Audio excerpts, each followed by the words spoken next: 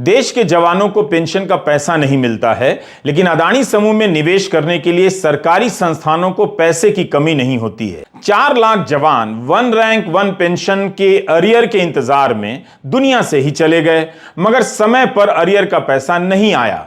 2019 में ही आ जाना चाहिए था, मगर 23 आ गया।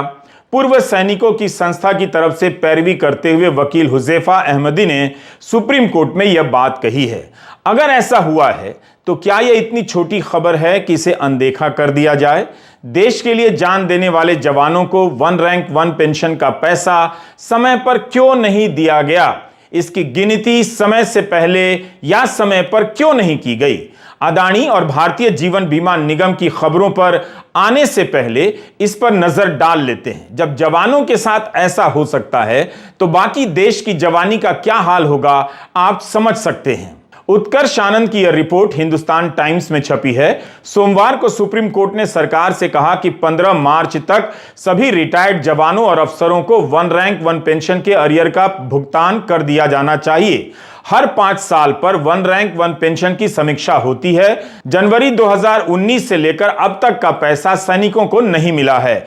अदालत इस बात से भी नाराज हो गई कि जब आदेश यह दिया गया कि एक ही बार में सारा पैसा दिया जाए, तो रक्षा मंत्रालय के सचिव ने 4 किश्तों में पैसे जारी करने का आदेश कैसे दे दिया?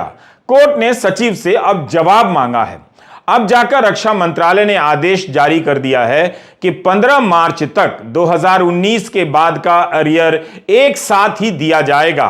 वन रैंक वन पेंशन की गिनती कैसे हो? 5 साल की जगह हर साल इसके बढ़ाने पर विचार हो, इसे लेकर रिटायर्ड सैनिकों का संगठन सुप्रीम कोर्ट गया। वादा तो प्रधानमंत्री नरेंद्र मोदी का था, मगर इसे हासिल करने के लिए सैनिकों को 2015 के साल में जंतर मंतर पर आमरण अनशन भी करना पड़ा। लेकिन रिवाइज पेंशन देने के नाम पर सरकार कोर्ट से ही समय मांगती रही कि गिनती के लिए टेबल बनाने समय लगेगा।